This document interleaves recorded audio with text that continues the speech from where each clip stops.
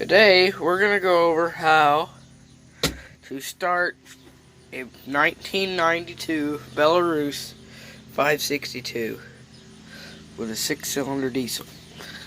So it's already warm because I've already drove it today, but you get the point. What you're going to do is you're going to take this turd here, which just so happens to be a disconnect. You're going to turn it to where it's on.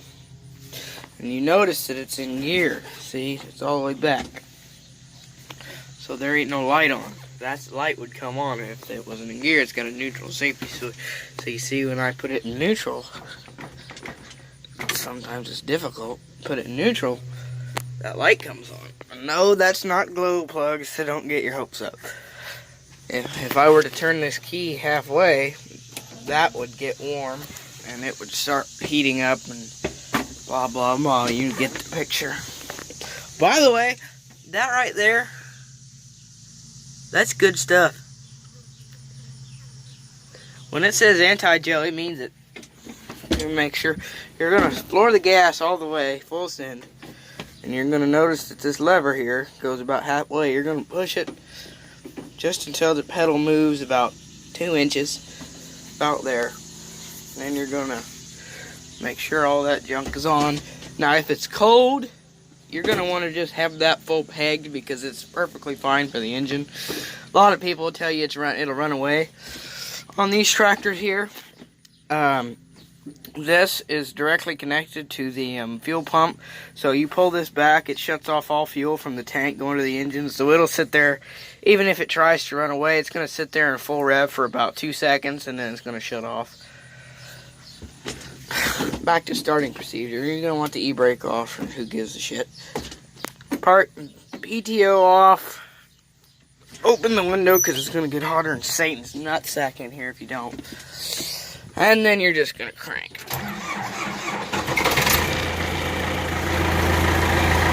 It's going to smoke like a banshee here for a few seconds.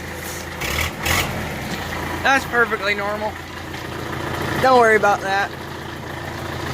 And, you know, if you don't know any different, check the oil. Put some water in it if it needs it. Check the hydraulic fluid, power steering fluid. I just put power steering fluid in this. And it works pretty good. Works better if you rev it up. You get the point. Keep an eye on your temperature gauge. If it gets over there past green, you might want to check the water. Oil pressure is always good. RPM. Let's see. Now we go on to how to drive it. A lot of people don't know about these tractors because, again, they are made in the USSR. What you're going to do, you're going to hit the clutch. You're going to, for reverse, you're going to take this. It's got a little knob on it. You're going to turn it all the way that way, and you're going to pull it back.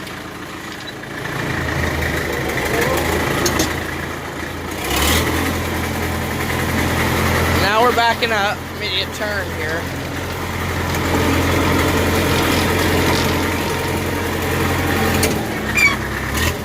And then how you shift it, this is what's known as a floater tractor. And right now I'm in high range. And how to change from high to low, you're going to turn it all the way this way. If it's loose and it just falls up there, it's in high. If you pull it back, that's in low. But I'm going to keep it in high just because I don't want to crawl. And how to shift it, what you're going to do, you're going to put it to where it's kind of pointing right out the door. And you're going to pull it back.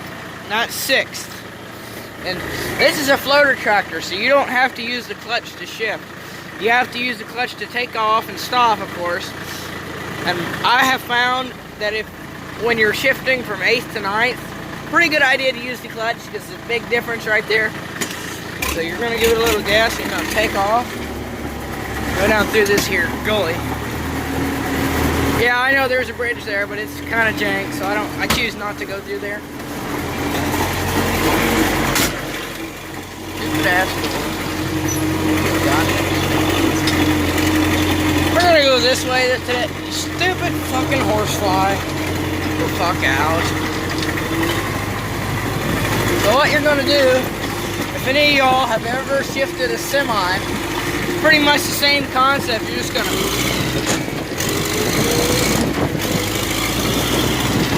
now you're an 8.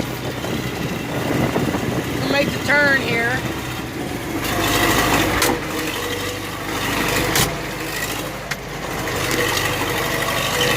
This door don't like to stay open. And to put it in 9th, you're gonna hear a little grinding. That's perfectly fine. It's good for the transmission. You never need to worry about that. You're just gonna full send, hit the clutch,